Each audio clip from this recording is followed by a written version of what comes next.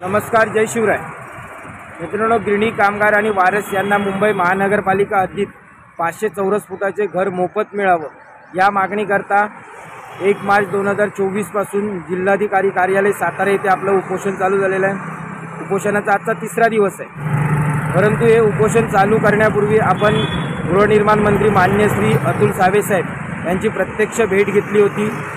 उपोषणासंदर्भात त्यांना माहिती दिली असता त्यांच्याकडून असं सांगण्यात आलं होतं की येणाऱ्या अधिवेशन काळात गिरणी कामगारांसाठी एक चांगला निर्णय घेतला जाणार आहे, त्यामुळे तुम्ही उपोषण करू नका। त्यामुळे अधिवेशन काळापर्यंत आपण वाट बघितली, परंतु कुठचाही अधिवेशन काळात कुठचाही चांगला निर्णय गिरणी कामगारांसाठी आल्याचं आपल्याला पाहायला मिळालं नाही आणि त्यामुळे 1 मार्चपासून आपण सातारा येथे उपोषण चालू केलेलं आहे। गिरणी कामगारांसाठी काम करणाऱ्या संघटना असतील, संस्था असतील, युनियन असतील किंवा अन्य गट असतील, यांना माझी एक नम्र विनंती आहे की आपल्या सर्वांच्या मागण्या नक्कीच वेगवेगळ्या असू शकतात, परंतु गिरणी कामगारांना मुंबईमध्ये स्वतःच्या हक्काचं 500 चौरस फुटाचं घर मिळावं या मागणीला मात्र कोणाचा विरोध असण्याचा विषयच येत नाही, कारण सर्वांची मागणी आहे की गिरणी कामगारांना मुंबईमध्ये घर मिळावं। त्यामुळे माझी आपल्या सर्वांना विनंती आहे की आपण गिरणी कामगारांना मुंबईमध्ये घर मिळावं या एक सामायिक मागणीसाठी नक्कीच एकत्र येऊन लढा दिला पाहिजे। त्यानंतर मात्र प्रत्येकाच्या मागण्या वेगवेगळ्या असू शकतात। गिरणी कामगार जे राहिलेत त्यांच्यासाठी फॉर्म भरून घेणं किंवा अन्य ज्या काही मागण्या आहेत, पेन्शनचा मुद्दा आहे, आरोग्य सेवेचा मुद्दा आहे,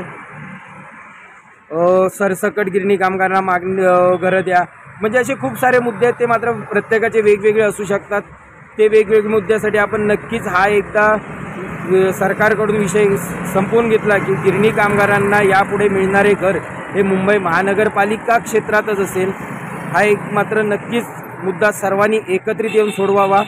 त्यामुळे माझी सर्वांना विनंती आहे की आपण गिरणी कामगारांना मुंबई महानगरपालिका क्षेत्रात 500 चौरस फुटाचे घर मिळावे या एका मागणीसाठी तरी एकत्रित यावं आणि जिल्हाधिकारी कार्यालय सातारा येथे होणाऱ्या उपोषणाला सर्वांनी मात्र समर्थन करावं।